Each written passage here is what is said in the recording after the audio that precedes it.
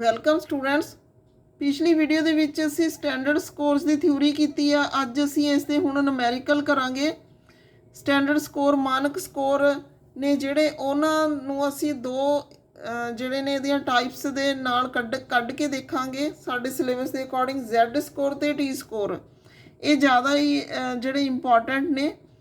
ਤਾਂ short note ਵੀ ਆ ਸਕਦਾ ਤੁਹਾਨੂੰ ਇਹਨਾਂ ਬਾਰੇ, ਲੌਂਗ ਦੇ ਵਿੱਚ ਵੀ ਇਹ ਆ ਸਕਦੇ ਨੇ ਕੈਲਕੂਲੇਸ਼ਨ ਕਰਕੇ, ਜਾਂ ਜ਼ਿਆਦਾਤਰ ਸੰਭਾਵਨਾ ਇਹਨਾਂ ਦੀ ਹੁੰਦੀ ਹੈ ਕਿ ਤੁਹਾਨੂੰ ਨੂਮੈਰੀਕਲ ਦੇ ਵਿੱਚ 2-3 ਜਿਹੜੀਆਂ ਨੇ ਕੈਲਕੂਲੇਸ਼ਨਾਂ ਦੇ ਦੇਣ, ਫਿਰ ਜ਼ੈਡ ਸਕੋਰ ਟੀ ਸਕੋਰ ਕੱਢਣ ਲਈ ਕਹਿਣ, ਜਿਵੇਂ 4 ਜਾਂ 5 ਕੈਲਕੂਲੇਸ਼ਨਾਂ ਦੇ ਕੇ, ਕਿਉਂਕਿ ਇਹ ਇਕੱਲਾ ਜਿਹੜਾ ਇਹ 10 ਨੰਬਰ 'ਚ ਨਹੀਂ ਬਣਦਾ। ਤਾਂ ਇਸ ਲਈ ਇਹਨੂੰ ਕੈਲਕੂਲੇਟ ਕਰਨਾ ਸਿੱਖੋ। ਕੰਪੈਰੀਜ਼ਨ ਕੈਲਕੂਲੇਸ਼ਨ ਵੀ ਹੈ ਇਹਦੀ, ਸਿੰਪਲ ਵੀ ਆ। ਤਾਂ ਪਹਿਲਾਂ ਸਿੰਪਲ ਦੇਖਦੇ ਹਾਂ। ਤੁਹਾਨੂੰ ਸਾਰਿਆਂ ਨੂੰ ਪਤਾ ਹੈ ਕਿ ਸਟੈਂਡਰਡ ਡੇਵੀਏਸ਼ਨ ਹੈ ਜਿਹੜੀ ਮਾਨਕ ਵਿਚਲਨ ਨੂੰ ਕਹਿੰਦੇ ਨੇ। ਔਸਤ ਆ ਜਿਹੜੀ ਮੀਨ ਹੁੰਦੀ ਆ। ਐਕਸ ਇੱਕ ਅਸੀਂ ਵਰਤਦੇ ਹਾਂ ਇੱਥੇ, ਉਹ ਰਾਹ ਸਕੋਰ ਹੁੰਦੇ ਨੇ। ਜਿਹੜੀ ਸਾਨੂੰ ਨੋਰਮਲ ਰਕਮ ਦਿੱਤੀ ਵੀ ਹੁੰਦੀ ਹੈ, ਅੰਕ ਦਿੱਤੇ ਵੀ ਹੁੰਦੇ ਨੇ, ਉਹਨਾਂ ਨੂੰ ਰਾਹ ਸਕੋਰ ਕਹਿ ਦਿੰਦੇ ਹਾਂ ਅਸੀਂ। ਅਤੇ ਜਿਹੜਾ ਜਿਹੜਾ ਸਟੈਂਡਰਡ ਸਕੋਰਸ ਜ਼ੈਡ ਆ, ਉਹਨੂੰ ਜ਼ੈਡ ਨਾਲ ਦਿਖਾਉਂਦੇ ਹਾਂ ਅਸੀਂ। ਤਾਂ ਇੱਥੇ ਫਾਰਮੂਲਾ ਦਿੱਤਾ ਹੋਇਆ Z = X - M/SD। ਇੱਥੇ SD ਵੀ ਲਿਖ ਸਕਦੇ ਹਾਂ ਅਤੇ ਮਿਊ ਦਾ ਨਿਸ਼ਾਨ ਵੀ ਬਣਾ ਸਕਦੇ ਹਾਂ। ਅਤੇ ਇਹ ਫਾਰਮੂਲੇ ਦੀ ਵਰਤੋਂ ਕਰਦੇ ਹੋਏ ਅਸੀਂ ਜਿਹੜਾ ਇਹ ਸਵਾਲ ਕੱਢਣ ਦੀ ਕੋਸ਼ਿਸ਼ ਕਰਦੇ ਹਾਂ। ਹੁਣ ਅਸੀਂ ਸਾਡੇ ਕੋਲ ਰਕਮ ਹੈਗੀ ਆ, ਗਣਿਤ ਦਾ ਕੋਈ ਅਚੀਵਮੈਂਟ ਟੈਸਟ ਆ, ਪ੍ਰਾਪਤੀ ਟੈਸਟ ਆ, ਉਹਦੇ ਵਿੱਚ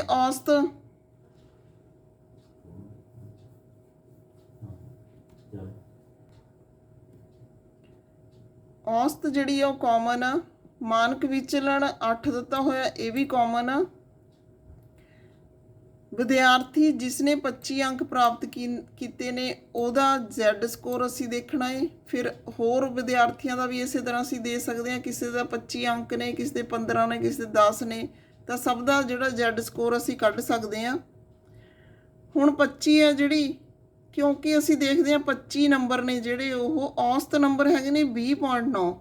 ਤਾਂ 25 ਜਿਹੜੇ ਨੇ ਉਹ ਔਸਤ ਤੋਂ ਵੱਧ ਨੇ, ਇਸ ਲਈ ਜਿਹੜਾ ਇਹ ਸਕੋਰ ਆਊਗਾ ਉਹ ਪਲੱਸ ਆਊਗਾ, ਮੀਨਜ਼ ਔਸਤ ਤੋਂ ਉੱਪਰ ਲਾਊਗਾ। ਤਾਂ ਇੱਥੇ ਫਾਰਮੂਲੇ ਦੀ ਵਰਤੋਂ ਕਰਦੇ ਹੋ। ਇੱਥੇ ਤੁਸੀਂ ਫਾਰਮੂਲਾ ਜ਼ਰੂਰ ਲਿਖਣਾ ਹੈ, X - M ਜੋ ਵੀ ਤੁਹਾਡਾ ਫਾਰਮੂਲਾ ਹੈ ਇੱਥੇ ਲਿਖਣਾ ਜ਼ਰੂਰੀ ਆ। ਤਾਂ ਉਦੋਂ ਬਾਅਦ ਤੁਸੀਂ ਸਵਾਲ ਆ ਜਿਹੜਾ ਉਹ ਕੱਢਣਾ ਸ਼ੁਰੂ ਕਰਨਾ ਹੈ। ਹੁਣ 25 - 20.9 / 8, ਤਾਂ ਇਹਨੂੰ ਕੈਲਕੂਲੇਟ ਕਰਾਂਗੇ ਅਸੀਂ। 25 ਚੋਂ 20.9 ਘਟਾਵਾਂਗੇ, ਜਿੰਨਾ ਆ ਗਿਆ ਉਹਨੂੰ 8 'ਤੇ ਡਿਵਾਈਡ ਕਰਾਂਗੇ ਤਾਂ ਸਾਡੇ ਕੋਲ ਇਹ ਆਊਗਾ। ਤਾਂ ਇਹਨੂੰ ਕੈਲਕੂਲੇਟ ਕਰਕੇ ਦੇਖਣਾ ਹੈ ਤੁਸੀਂ। ਇੱਕ ਟਰਮਸ ਨੇ ਜਿਹੜੀਆਂ ਉਹਨਾਂ ਨੂੰ ਸਾਈਡ 'ਤੇ ਲਿਖ ਲਿਆ ਕਰੋ। ਤਾਂ ਪਹਿਲੀ ਕੰਡੀਸ਼ਨ ਦੇ ਵਿੱਚ x ਕਿੰਨਾ ਹੈ ਸਾਡੇ ਕੋਲ 25, ਇਟ ਮੀਨਸ ਰਾਹ ਸਕੋਰ ਸਾਡਾ 25 ਆ। m ਕਿੰਨਾ ਹੈ ਸਾਡੇ ਕੋਲ, m ਹੈਗਾ 20.9 ਅਤੇ ਸਾਡਾ SD ਕਿੰਨਾ ਹੈ, SD ਹੈਗਾ ਸਾਡਾ 8। ਤਾਂ ਇਸ ਤਰ੍ਹਾਂ ਨਾਲ ਅਸੀਂ ਜ਼ੈਡ ਸਕੋਰ ਨੇ ਜਿਹੜੇ ਕੱਢ ਸਕਦੇ ਹਾਂ ਇੱਕ ਪਾਰਟੀਕੂਲਰ ਸਟੂਡੈਂਟ ਦੇ। ਇਸੇ ਤਰ੍ਹਾਂ ਜੇ 15 ਅੰਕ ਹੋਣ ਕਿਸੇ ਬੱਚੇ ਦੇ, ਤਾਂ ਵੀ ਅਸੀਂ ਇਸੇ ਫਾਰਮੂਲੇ ਦੀ ਵਰਤੋਂ ਕਰਦੇ ਹੋਏ, ਕਿਉਂਕਿ ਹੁਣ ਜਿਹੜਾ 15 ਹੈ ਉਹ ਨੋਰਮਲ ਜਾਂ ਐਵਰੇਜ ਤੋਂ ਘੱਟ ਆ, ਇਸ ਲਈ ਮਾਈਨਸ 'ਚ ਆਊਗਾ ਇਹ। ਤਾਂ ਕੋਈ ਮਾਈਨਸ 'ਚ ਕੋਈ ਪਲੱਸ 'ਚ ਇਸ ਤਰ੍ਹਾਂ ਨਾਲ ਤੁਹਾਡੇ ਆਉਣਗੇ। ਜੇ ਹੁਣ ਅਸੀਂ ਦੇਖੀਏ ਤਾਂ ਇੱਥੇ 25 ਅਤੇ 15 ਦੋ ਕੰਡੀਸ਼ਨਾਂ ਦਿੱਤੀਆਂ ਹੋਈਆਂ ਸੀ। ਤਾਂ ਤੁਹਾਨੂੰ ਪੇਪਰ ਦੇ ਵਿੱਚ ਇਹਨਾਂ ਦੀ ਜਗ੍ਹਾ, ਦੋ ਕੰਡੀਸ਼ਨਾਂ ਦੀ ਜਗ੍ਹਾ 5, 4 ਕੋਈ ਵੀ ਕੰਡੀਸ਼ਨਾਂ ਦਿੱਤੀਆਂ ਜਾ ਸਕਦੀਆਂ ਨੇ। ਤਾਂ ਤੁਸੀਂ ਉਸੇ ਹਿਸਾਬ ਨਾਲ ਅੰਡਰਸਟੈਂਡ ਕਰਨਾ ਕਿ ਫਾਰਮੂਲਾ ਇਹੀ ਲੱਗੂਗਾ। ਇਸ ਤੋਂ ਬਾਅਦ ਜਿਹੜੀਆਂ ਕੈਲਕੂਲੇਸ਼ਨਾਂ ਨੇ ਉਹ ਚੇਂਜ ਹੋ ਜਾਣਗੀਆਂ। ਔਸਤ ਅਤੇ ਸਟੈਂਡਰਡ ਡੇਵੀਏਸ਼ਨ ਸੇਮ ਰਹੂਗਾ ਇੱਕ ਜਿਹੜਾ ਟੈਸਟ ਆ ਉਹਦੇ ਵਿੱਚ, ਅਤੇ ਜਿਹੜੇ ਟੈਸਟ ਆਈਟਮ ਜਿਹੜੇ ਰਾਹ ਸਕੋਰ ਨੇ ਉਹ ਬਦਲੀ ਜਾਣਗੇ। ਇਸ ਤਰ੍ਹਾਂ ਨਾਲ ਤੁਸੀਂ ਕੈਲਕੂਲੇਸ਼ਨ ਕਰ ਸਕਦੇ ਹੋ ਸੌਖੇ ਢੰਗ ਨਾਲ। ਅਸੀਂ ਜਾਣਦੇ ਹਾਂ ਕਿ ਜ਼ੈਡ ਸਕੋਰ ਨੇ ਜਿਹੜੇ ਉਹ ਰਾਹ ਸਕੋਰਸ ਨੂੰ ਸਟੈਂਡਰਡ ਸਕੋਰ ਦੇ ਵਿੱਚ ਬਦਲਣ ਦਾ ਇੱਕ ਸਧਾਰਨ ਤਰੀਕਾ ਹੈ। ਰਾਹ ਸਕੋਰ ਦਿੱਤੇ ਹੋਣ, ਸਟੈਂਡਰਡ ਸਕੋਰ ਬਣਾਉਣੇ ਨੇ, ਤਾਂ ਜ਼ੈਡ ਸਕੋਰ ਦੀ ਵਰਤੋਂ ਹੁੰਦੀ ਆ। ਤਾਂ ਇੱਥੇ ਅਸੀਂ ਉਦਾਹਰਨ ਲਵਾਂਗੇ ਇੱਕ ਕੰਪੈਰੀਜ਼ਨ ਦੀ। ਪਹਿਲਾਂ ਨਾਰਮਲ ਅਸੀਂ ਲਈ ਆ ਕਿ ਸੀਰੀਜ਼ ਦੇ ਵਿੱਚ ਤੁਹਾਨੂੰ ਅਲੱਗ-ਅਲੱਗ ਕੰਡੀਸ਼ਨਾਂ ਦਿੱਤੀਆਂ ਹੋਈਆਂ ਨੇ, ਉਹਦੇ ਵਿੱਚ ਤੁਸੀਂ Z ਸਕੋਰ ਕੱਢਣਾ ਹੈ। ਤਾਂ ਪਲੱਸ ਮਾਈਨਸ ਵਾਲੀਆਂ ਕੰਡੀਸ਼ਨਾਂ ਕਿਵੇਂ ਵੀ ਹੋ ਸਕਦੀਆਂ ਨੇ। ਹੁਣ ਅਸੀਂ ਕੰਪੈਰੀਜ਼ਨ ਦੇਖਦੇ ਹਾਂ ਕਿ ਜਦੋਂ ਅਸੀਂ ਅੰਕਾਂ ਦਾ ਕੰਪੈਰੀਜ਼ਨ ਦੇਖਣਾ ਹੋਏ ਵਿਦਿਆਰਥੀਆਂ ਦਾ ਤਾਂ ਕਿਵੇਂ ਦੇਖਾਂਗੇ। ਜਿਵੇਂ ਇੱਥੇ ਰਾਮ ਨੇ ਸਾਇੰਸ ਦੇ ਇਮਤਿਹਾਨ ਵਿੱਚ, ਐਗਜ਼ਾਮਪਲ ਮੈਂ ਤੁਹਾਡੀ ਬੁੱਕ ਵਾਲੀਓ ਲਈ ਆ ਤਾਂ ਕਿ ਤੁਹਾਨੂੰ ਸਮਝ ਆ ਜਾਵੇ ਚੰਗੀ ਤਰ੍ਹਾਂ ਅਤੇ ਤੁਸੀਂ ਦੇਖ ਸਕੋ। ਕਾਪੀ ਪੈਨ ਲੈ ਕੇ ਬੈਠੇ ਹੋ ਤਾਂ ਤੁਸੀਂ ਕੈਲਕੂਲੇਟ ਕਰ ਸਕਦੇ ਹੋ ਨਾਲੋਂ ਨਾਲ। ਰਾਮ ਨੇ ਸਾਇੰਸ ਦੇ ਇਮਤਿਹਾਨ ਵਿੱਚ 60 ਅੰਕ ਪ੍ਰਾਪਤ ਕੀਤੇ, ਅੰਗਰੇਜ਼ੀ ਦੇ ਵਿੱਚ 65 ਅੰਕ ਪ੍ਰਾਪਤ ਕੀਤੇ। ਸਾਇੰਸ ਦਾ ਔਸਤ ਆ ਜਿਹੜਾ ਉਹ 50 ਹੈ, ਸਟੈਂਡਰਡ ਡਿਵੀਜ਼ਨ ਆ ਜਿਹੜਾ ਉਹ 6 ਆ। ਇਸੇ ਤਰ੍ਹਾਂ ਇੰਗਲਿਸ਼ ਦਾ ਜਿਹੜਾ ਔਸਤ ਆ ਉਹ 62 ਆ, ਸਟੈਂਡਰਡ ਡਿਵੀਜ਼ਨ ਆ ਜਿਹੜਾ ਉਹ 5 ਆ। ਇੱਥੇ ਸਟੈਂਡਰਡ ਡਿਵੀਜ਼ਨ ਦਾ ਨਿਸ਼ਾਨ ਆ 6 ਨਹੀਂ ਹੈਗਾ ਇਹ। ਤਾਂ ਇਸ ਤਰ੍ਹਾਂ ਤਾਂ ਰਾਮ ਨੇ ਕਿਹੜੇ ਇਮਤਿਹਾਨ ਵਿੱਚ ਵਧੀਆ ਪ੍ਰਦਰਸ਼ਨ ਕੀਤਾ। ਹੁਣ ਅਸੀਂ ਕੰਪੈਰੀਜ਼ਨ ਕਰਨਾ। ਜੇ ਅਸੀਂ ਨਾਰਮਲੀ ਦੇਖੀਏ, ਰਾਜ ਸਕੋਰ ਦੇ ਮੁਤਾਬਕ ਦੇਖੀਏ ਤਾਂ ਸਾਨੂੰ ਪਤਾ ਲੱਗਦਾ ਕਿ ਰਾਮ ਨੇ ਅੰਗਰੇਜ਼ੀ ਦੇ ਇਮਤਿਹਾਨ ਵਿੱਚ ਵਧੀਆ ਅੰਕ ਪ੍ਰਾਪਤ ਕੀਤੇ। ਹੁਣ ਜੇ ਅਸੀਂ ਅੰਗਰੇਜ਼ੀ ਦੇ ਜਿਹੜੇ ਪੇਪਰ ਆ ਉਸ ਦੀ ਔਸਤ ਸਾਰੇ ਬੱਚਿਆਂ ਨੂੰ ਮਿਲਾ ਕੇ ਕੱਢਦੇ ਹੁੰਦੇ ਹਾਂ ਅਸੀਂ ਕਲਾਸ ਦੇ ਵਿੱਚ, ਇਸੇ ਤਰ੍ਹਾਂ ਸਾਇੰਸ ਦੇ ਜਿਹੜੇ ਅੰਕ ਪ੍ਰਾਪਤ ਬੱਚੇ ਨੇ ਕੀਤੇ ਨੇ ਰਾਮ ਨੇ, ਉਹ ਅੰਕ ਨੇ ਜਿਹੜੇ ਕਲਾਸ ਦੇ ਵਿੱਚ ਕਿੱਥੇ ਲਾਈ ਕਰਦੇ ਨੇ, ਕਿੰਨਵੇਂ ਨੰਬਰ 'ਤੇ ਨੇ ਜਾਂ ਕਿਹੜਾ ਸਟੈਂਡਰਡ ਆ ਉਹਨਾਂ ਦਾ, ਇਹ ਚੀਜ਼ ਦੇਖਦੇ ਹਾਂ ਅਸੀਂ। ਫਿਰ ਸਾਨੂੰ ਅਸਲੀਅਤ ਆ ਜਿਹੜੀ ਉਹ ਪਤਾ ਲੱਗਦੀ ਆ ਕਿ ਕਿਹਦੇ ਵਿੱਚ ਜ਼ਿਆਦਾ ਕੰਪੈਰੇਟਿਵਲੀ ਹੈਗੇ ਨੇ। ਤਾਂ ਪਹਿਲਾਂ ਸਾਇੰਸ ਦਾ Z ਸਕੋਰ ਕੱਢਾਂਗੇ। ਸੇਮ ਫਾਰਮੂਲਾ, ਇੱਥੇ ਫਾਰਮੂਲਾ ਲਿਖਣਾ ਹੈ ਤੁਸੀਂ। ਤਾਂ ਫਾਰਮੂਲਾ ਲਿਖਣ ਤੋਂ ਬਾਅਦ ਇੱਥੇ ਜਿਹੜਾ ਇਹ ਸਾਡੇ ਕੋਲ ਰਾਜ ਸਕੋਰ X, ਇੱਥੇ ਤੁਸੀਂ ਆਈਟਮ 'ਚ ਲਿਖਿਆ ਕਰੋ ਅਲੱਗ ਤੋਂ ਆਪਣੀਆਂ ਪੇਪਰ ਦੇ ਵਿੱਚ ਲਿਖਣੀਆਂ ਨੇ ਤਾਂ ਕਿ ਤੁਹਾਨੂੰ ਜਿਹੜਾ ਇਹ ਥੋੜ੍ਹਾ ਜਿਹਾ ਕੈਲਕੂਲੇਸ਼ਨ ਬਣ ਜਾਵੇ। ਬਹੁਤ ਜਿਹੜੇ ਛੋਟੇ ਛੋਟੇ ਸਵਾਲ ਨੇ, ਕੈਲਕੂਲੇਸ਼ਨ ਲਈ ਵੀ ਸਾਨੂੰ ਥੋੜ੍ਹੇ ਜਿਹੇ ਸਟੈਪ ਚਾਹੀਦੇ ਨੇ। ਤਾਂ ਇਹੀ ਸਪੋਜ਼ ਕਰੋ ਕਿ ਸਟੈਪ ਵਾਸਤੇ ਸਾਨੂੰ ਇਹ ਕਰਨਾ ਪਊਗਾ।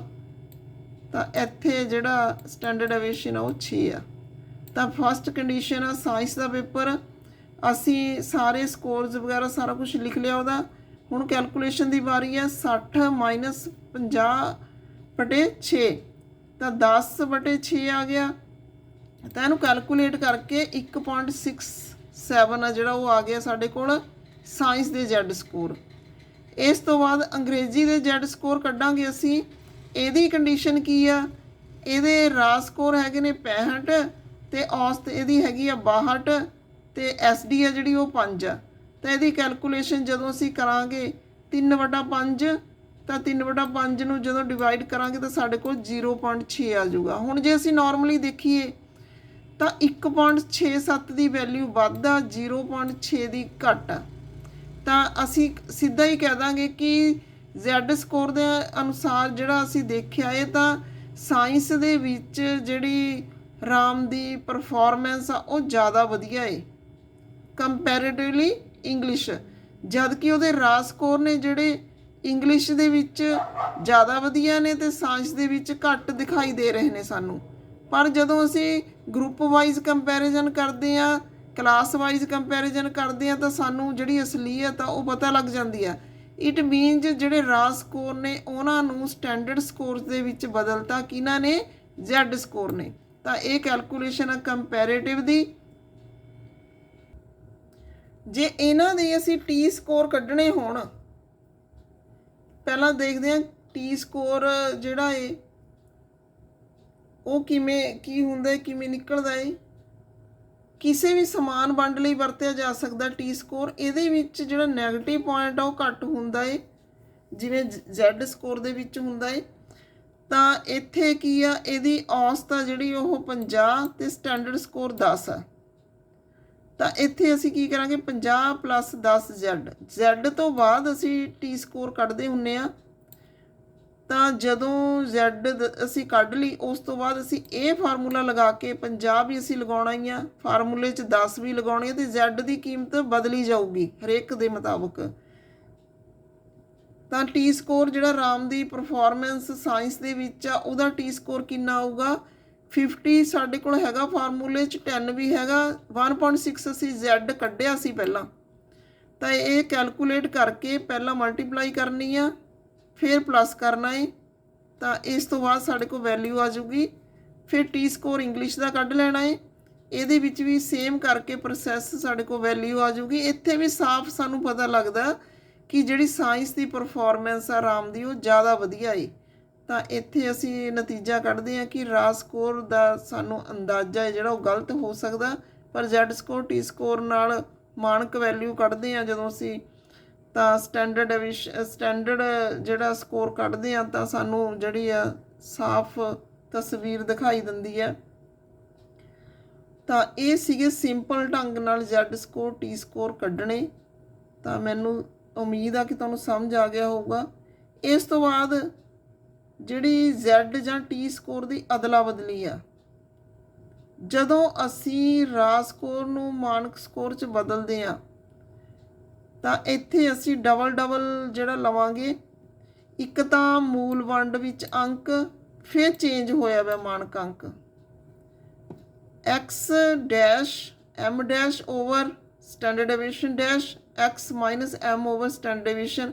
ਇਹ ਤਾਂ ਸਾਡਾ Z ਸਕੋਰ ਦਾ ਫਾਰਮੂਲਾ ਹੈਗਾ ਹੀ ਆ।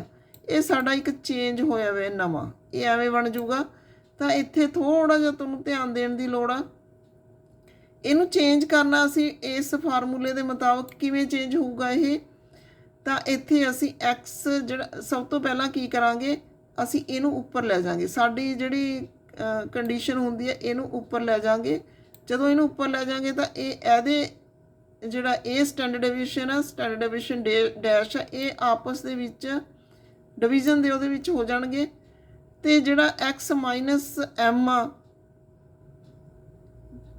ਇਹ ਸੇਮ ਰਹੂਗਾ, ਅਤੇ ਇਹ ਮਾਈਨਸ ਵਾਲਾ ਇੱਧਰ ਜਾ ਕੇ ਪਲੱਸ m ਡੈਸ਼ ਦੇ ਵਿੱਚ ਬਣ ਜਾਊਗਾ। ਤਾਂ ਇਸ ਫਾਰਮੂਲੇ ਦੇ ਵਿੱਚ ਫਿਰ ਅਸੀਂ ਵੈਲਿਊਜ਼ ਨੇ ਜਿਹੜੀਆਂ ਉਹ ਪੁੱਟ ਕਰਾਂਗੇ ਚੇਂਜ ਹੋਏ ਵੇ ਦੇ ਵਿੱਚ। ਚੇਂਜ ਕਿਵੇਂ ਹੋਇਆ ਇਹ ਤੁਸੀਂ ਦੇਖੋ ਧਿਆਨ ਨਾਲ। ਤਾਂ ਇਹਦਾ ਟੀ ਸਕੋਰ ਦਾ ਫਾਰਮੂਲਾ ਇਹ ਚੀਜ਼ ਆਊਗੀ। ਇੱਥੇ ਵੀ ਸੇਮ ਜਿਹੜੀ ਚੀਜ਼ ਆ ਉਹ ਚੇਂਜ ਹੋ ਜੂਗੀ। ਤੁਸੀਂ ਫਾਰਮੂਲੇ ਥੋੜ੍ਹਾ ਯਾਦ ਰੱਖਣੇ ਨੇ। ਹੁਣ ਇੱਥੇ ਉਦਾਹਰਨ ਦਿੱਤੀ ਹੋਈ ਹੈ ਸਾਡੇ ਕੋਲ, ਜਦੋਂ ਇਹਦੀ ਗੱਲ ਆਊਗੀ ਆਪਾਂ ਫਿਰ ਹੋਰ ਐਕਸਪਲੇਨ ਕਰਾਂਗੇ ਟੀ ਸਕੋਰ ਦੀ। ਮੰਨ ਲਓ ਵੰਡ ਦਾ ਔਸਤ ਆ ਜਿਹੜਾ M 86 ਆ, SD ਆ ਜਿਹੜਾ ਉਹ 15 ਹੈ। ਹੁਣ ਇੱਥੇ ਜਿਹੜਾ ਇੱਕ ਹੀ ਔਸਤ ਆ, ਇੱਕ ਹੀ ਮਾਨਕ ਵਿਚਲਣ ਆ, ਇਹਦੇ ਵਿੱਚ ਦੋ ਜਣਿਆਂ ਦਾ ਜਿਹੜਾ ਕੰਪੈਰੀਜ਼ਨ ਕਰਾਂਗੇ, ਰਵੀ ਅਤੇ ਸਾਵੀ ਦਾ। 90 ਅੰਕ ਇੱਕ ਨੇ ਪ੍ਰਾਪਤ ਕੀਤੇ ਨੇ, ਇੱਕ ਨੇ 80। ਤਾਂ ਇਹ ਰਾ ਸਕੋਰ ਨੇ ਸਾਡੇ 90 ਅਤੇ 80। ਸਾਨੂੰ ਔਸਤ ਦਿੱਤੀ ਹੋਈ ਆ ਅਤੇ ਸਟੈਂਡਰਡ ਡੇਵੀਏਸ਼ਨ ਦਿੱਤੀ ਹੋਈ ਆ। ਹੁਣ ਮਾਨਕ ਸਕੋਰ ਦਾ ਔਸਤ ਆ ਜਿਹੜਾ ਉਹ 500 ਆ ਅਤੇ ਸਟੈਂਡਰਡ ਡੇਵੀਏਸ਼ਨ ਆ ਜਿਹੜੀ 100 ਆ। ਇਸ ਕੰਡੀਸ਼ਨ ਦੇ ਵਿੱਚ ਅਸੀਂ ਇਹਨੂੰ ਕੰਪੈਰੇਟਿਵਲੀ ਕਰਨਾ ਹੈ। ਤਾਂ ਕਿਉਂਕਿ ਦੋ ਔਸਤਾਂ ਨੇ ਅਤੇ ਦੋ ਹੀ ਸਟੈਂਡਰਡ ਡੇਵੀਏਸ਼ਨ ਨੇ, ਤਾਂ ਇੱਥੇ ਜਿਹੜਾ ਸਾਡਾ ਨਵਾਂ ਸਟੈਂਡਰਡ ਡੇਵੀਏਸ਼ਨ ਆ, ਨਵਾਂ ਮਾਨਕ ਸਕੋਰ ਆ, ਉਹਨੂੰ ਅਸੀਂ ਦੇਖਾਂਗੇ। ਜਿਹੜਾ ਨਵਾਂ ਸਟੈਂਡਰਡ ਡੇਵੀਏਸ਼ਨ ਆ ਸਾਡਾ ਇਹ ਆ, ਇਹਨੂੰ ਅਸੀਂ ਕਹਿ ਦਿੰਦੇ ਹਾਂ ਕਿ ਸਟੈਂਡਰਡ ਡੇਵੀਏਸ਼ਨ ਡੈਸ਼। ਇਹ ਕੀ ਹੈ ਸਾਡਾ M ਡੈਸ਼। ਤਾਂ ਇਹ ਸਾਡਾ M ਪੁਰਾਣਾ ਹੈ ਅਤੇ ਸਟੈਂਡਰਡ ਡੇਵੀਏਸ਼ਨ। ਤਾਂ ਇਹ ਫਾਰਮੂਲੇ ਦੇ ਵਿੱਚ ਵੈਲਿਊਜ਼ ਪੁੱਟ ਕਰਾਂਗੇ ਅਸੀਂ, ਸਮਾਨ ਵੰਡ ਅਤੇ ਮਾਨਕ ਸਕੋਰ। ਤਾਂ ਇੱਥੇ ਅਸੀਂ ਮਾਨਕ ਸਕੋਰ ਪਤਾ ਕਰਨਾ ਹੈ 100 ਓਵਰ 15, ਕਿਉਂਕਿ ਇਹਦੀ ਵੈਲਿਊ ਆ ਜਿਹੜੀ ਉਹ 100 ਆ ਅਤੇ ਇਹਦੀ ਵੈਲਿਊ ਆ ਜਿਹੜੀ ਉਹ 15 ਆ। ਇਸ ਤਰ੍ਹਾਂ ਨਾਲ ਅਸੀਂ ਵੈਲਿਊਜ਼ ਇੱਥੇ ਲਿਖ ਲਓ। ਪਹਿਲਾਂ ਹੀ ਤੁਹਾਨੂੰ ਪਹਿਲਾਂ ਵੀ ਕਿਹਾ ਮੈਂ, ਸਾਈਡ 'ਤੇ ਲਿਖ ਲਓ। ਫਿਰ x minus m plus m1 x minus m। ਤਾਂ x ਇੱਥੇ ਖਾਲੀ ਛੱਡ ਲਈ ਅਸੀਂ, ਕਿਉਂਕਿ ਅਸੀਂ ਇਹਨੂੰ ਚੇਂਜ ਕਰੀ ਜਾਵਾਂਗੇ। ਫਾਰਮੂਲਾ ਬਾਕੀ ਸੇਮ ਲੱਗੂਗਾ, ਸਿਰਫ x ਦੀ ਵੈਲਿਊ ਚੇਂਜ ਹੋਊਗੀ ਸਾਰੀ ਕਿਤੇ। ਜੇ ਤੁਹਾਨੂੰ 3 ਵੈਲਿਊ, ਜਿਵੇਂ ਇੱਥੇ ਸਾਡੇ ਕੋਲ ਸਿਰਫ 2 ਵੈਲਿਊਜ਼ ਨੇ, ਇੱਕ 90 ਇੱਕ 80, ਤੁਹਾਨੂੰ ਇੱਥੇ 4 ਵੀ ਦਿੱਤੀਆਂ ਹੋ ਸਕਦੀਆਂ ਨੇ, ਤਾਂ ਬਾਕੀ ਚੀਜ਼ਾਂ ਸੇਮ ਲਾਉਣੀਆਂ ਨੇ। ਹੁਣ ਇੱਥੇ ਇਹ ਚੀਜ਼ ਬਦਲ ਗਈ, ਤਾਂ ਇੱਥੇ ਜਿਹੜਾ x ਆ ਉਹ 90 ਲਗਾਉਣਾ ਪਹਿਲੀ ਕੰਡੀਸ਼ਨ ਤੇ ਰਵੀ ਦੇ ਅੰਕਾਂ ਦਾ ਦੇਖਣਾ ਹੈ ਅਸੀਂ। ਇਹਦੇ ਵਿੱਚ ਇੱਥੇ 90 ਲਗਾਉਣਾ ਹੈ, ਕੈਲਕੂਲੇਸ਼ਨ ਕਰਨੀ ਆ। ਇਹ ਜਿਹੜਾ ਇਹ ਮਲਟੀਪਲਾਈ ਹੋਊਗਾ ਇਹਦੇ ਨਾਲ, ਤਾਂ ਇਹਨੂੰ ਕੈਲਕੂਲੇਟ ਕਰਕੇ ਸਾਡੇ ਕੋਲ 4 ਆ ਗਿਆ। ਇਹਦੇ ਨਾਲ ਮਲਟੀਪਲਾਈ 6.7 ਕੀਤਾ ਤਾਂ ਸਾਡੇ ਕੋਲ ਜਿਹੜਾ ਇਹ ਆਨਸਰ ਉਹ 27 ਆ ਗਿਆ। ਅਤੇ ਇਹਦੇ ਵਿੱਚ 500 ਨੂੰ ਜੋੜ ਕੇ 527 ਆ ਗਿਆ। ਇਸ ਤੋਂ ਬਾਅਦ ਸਵੀ ਦੇ ਅੰਕ ਨੇ ਜਿਹੜੇ 80 ਹੁਣ ਚੇਂਜ ਕਰਤਾ ਅਸੀਂ, ਸਿਰਫ x ਦੀ ਵੈਲਿਊ ਚੇਂਜ ਕੀਤੀ ਆ, ਬਾਕੀ ਸੇਮ ਆ। ਤਾਂ ਇੱਥੇ 6.7, ਤਾਂ ਇਹਨੂੰ ਕੈਲਕੂਲੇਟ ਕਰਕੇ ਜਿੰਨਾ ਦੇਖੋ ਤੁਹਾਡਾ ਕਿੰਨਾ ਆਇਆ, ਤਾਂ ਮਾਈਨਸ 'ਚ ਵੈਲਿਊ ਆਉਂਦੀ ਆ, ਤਾਂ ਇੱਥੇ 460। ਤਾਂ ਧਿਆਨ ਨਾਲ ਤੁਸੀਂ, ਕਿਉਂਕਿ ਅਸੀਂ ਸਾਡੇ ਕੋਲ 2 ਕੰਡੀਸ਼ਨਸ ਨੇ, 2 ਵਾਰੀ ਸਾਨੂੰ ਔਸਤ ਦਿੱਤੀ ਹੋਈ ਹੈ, 2 ਵਾਰੀ ਸਟੈਂਡਰਡ ਡੇਵੀਏਸ਼ਨ ਦਿੱਤੀ ਹੋਈ ਹੈ। ਇਸ ਤਰ੍ਹਾਂ ਦੀ ਕੰਡੀਸ਼ਨ ਦੇ ਵਿੱਚ ਇਹ ਅਦਲਾ ਬਦਲੀ ਹੁੰਦੀ ਹੈ, ਤਾਂ ਇੱਥੇ ਇਹ ਫਾਰਮੂਲਾ ਲੱਗੂਗਾ। ਇਹ ਜਿਹੜਾ ਕੁਐਸਚਨ ਆ ਇਹ ਬਹੁਤ ਘੱਟ ਚਾਂਸ ਹੁੰਦੇ ਨੇ ਪੇਪਰ ਦੇ ਵਿੱਚ ਆਉਣ ਦੇ, ਤਾਂ ਵੈਸੇ ਕੁਛ ਨਹੀਂ ਪਤਾ ਲੱਗਦਾ ਕੀ ਆ ਜਾਂਦਾ ਹੈ। ਜਿਹੜਾ Z score T score normal ਆ ਉਹਦੀ ਜ਼ਿਆਦਾ ਉਮੀਦ ਕੀਤੀ ਜਾਂਦੀ ਹੈ B.Ed ਲੈਵਲ 'ਤੇ, ਤਾਂ ਕਿਉਂਕਿ ਸਟੈਟਿਸਟਿਕਸ ਇੰਨਾ ਡੂੰਘਾਈ ਦੇ ਵਿੱਚ ਤੁਹਾਡੇ ਇਸ ਕਲਾਸ ਦੇ ਵਿੱਚ ਨਹੀਂ ਹੈਗਾ, ਤਾਂ ਤੁਸੀਂ ਇਸ ਤਰ੍ਹਾਂ ਨਾਲ ਜਿਹੜਾ ਇਹ ਕੰਡੀਸ਼ਨ ਸਮਝਣ ਦੀ ਕੋਸ਼ਿਸ਼ ਕਰਨੀ ਆ। ਤਾਂ ਫਾਰਮੂਲੇ ਦੇ ਵਿੱਚ ਕੀ ਆ ਕੀ ਨਹੀਂ ਹੈਗਾ ਇਹ ਸਮਝਣ ਦੀ ਕੋਸ਼ਿਸ਼ ਕਰਨੀ ਹੈ। ਨਵੀਂ ਸਥਿਤੀ ਨੂੰ ਡੈਸ਼ ਪਾਉਣਾ ਹੈ ਅਤੇ ਪੁਰਾਣੀ ਨੂੰ ਸਿੱਧਾ ਸਟੈਂਡਰਡ ਡੇਵੀਏਸ਼ਨ 'ਤੇ ਜੋ ਵੀ M ਆ ਉਹ ਪਾ ਲੈਣਾ ਹੈ। ਤਾਂ ਇਸ ਤਰ੍ਹਾਂ ਨਾਲ ਕੈਲਕੂਲੇਟ ਕਰਕੇ ਤੁਸੀਂ ਕਰ ਸਕਦੇ ਹੋ। ਫਿਰ T ਸਕੋਰ ਦੇ ਵਿੱਚ ਇਹਦੀ ਵੈਲਿਊਜ਼ ਪੁੱਟ ਕਰਾਂਗੇ ਅਸੀਂ। T ਸਕੋਰ ਦਾ ਫਾਰਮੂਲਾ ਲਗਾ ਕੇ ਸਾਰੀਆਂ ਵੈਲਿਊਜ਼ ਨੇ ਰਵੀ ਦੀਆਂ ਅਤੇ ਸਾਵੀ ਦੀਆਂ, Z ਸਕੋਰ ਜਿਹੜਾ ਵੀ ਜਿੰਨਾ ਵੀ ਸਾਡਾ ਆਇਆ X1 ਅਤੇ X2 ਵਾਲਾ, ਉਹ ਅਸੀਂ ਵੈਲਿਊਜ਼ ਇਹਦੇ ਵਿੱਚ ਪੁੱਟ ਕਰਾਂਗੇ। ਇਹ ਵੀ 2 ਆਉਣਗੀਆਂ ਸਾਡੇ ਕੋਲ, T1 ਅਤੇ T2। ਰਵੀ ਦੀ T1 ਆ, ਤਾਂ ਇੱਥੇ ਜਿਹੜਾ ਰਵੀ ਦਾ ਸਕੋਰ ਭਰਤਾ, ਬਾਕੀ ਸਾਰੀ ਚੀਜ਼ ਸੇਮ ਆ। ਇਹ ਵੀ ਅਤੇ ਇਹ ਵੀ ਫਾਰਮੂਲੇ ਮੁਤਾਬਕ। ਤਾਂ ਰਵੀ ਦਾ ਸਕੋਰ ਭਰਨ ਤੋਂ ਬਾਅਦ ਜਿਹੜੀਆਂ ਚੇਂਜਿਸ ਆਈਆਂ ਨੇ 53 ਆ ਗਿਆ T1। ਐਵੇਂ ਹੀ ਸਾਵੀ ਦਾ ਇੱਥੇ ਚੇਂਜ ਕਰ ਲੈਣਾ, ਬਾਕੀ ਸਾਰੀ ਚੀਜ਼ ਸੇਮ ਆ। ਦੇਖੋ ਧਿਆਨ ਨਾਲ, ਤਾਂ ਫਾਰਮੂਲਾ ਤੁਸੀਂ ਲਗਾਉਣਾ ਹੈ T ਦਾ, ਤਾਂ ਇੱਥੇ T2 ਆ ਗਿਆ 46। ਇਟ ਮੀਨਜ਼ ਰਵੀ ਨੇ T ਸਕੋਰ ਨੇ ਜਿਹੜੇ ਉਹ 53 ਨੇ, ਸਾਵੀ ਦੇ T ਸਕੋਰ 46 ਨੇ। ਇਹੀ ਪੁੱਛਿਆ ਗਿਆ ਸੀ ਸਾਡੇ ਤੋਂ। ਕੰਪੈਰੇਟਿਵਲੀ ਅਸੀਂ ਜਿਹੜਾ T ਸਕੋਰ ਅਤੇ ਜਿਹੜਾ Z ਸਕੋਰ ਆ ਉਹ ਕੱਢੇ ਨੇ। ਤਾਂ ਇਸ ਵੀਡੀਓ ਦੇ ਵਿੱਚ ਮੈਂ ਕੋਸ਼ਿਸ਼ ਕੀਤੀ ਹੈ ਤੁਹਾਨੂੰ Z ਸਕੋਰ ਅਤੇ T ਸਕੋਰ ਨੇ ਜਿਹੜੇ ਟੋਟਲੀ ਸਮਝਾਉਣ ਦੀ। ਤਾਂ ਮੈਂ ਉਮੀਦ ਕਰਦੀ ਹਾਂ ਕਿ ਤੁਹਾਨੂੰ ਸਮਝ ਆ ਗਿਆ ਹੋਵੇਗਾ। ਇਸ ਵੀਡੀਓ ਦੇ ਵਿੱਚ ਇੰਨਾ ਹੀ। ਨੈਕਸਟ ਫਿਰ ਮਿਲਦੇ ਹਾਂ ਅਗਲੇ ਪੇਪਰ ਦੇ ਵਿੱਚ। Okay, thanks.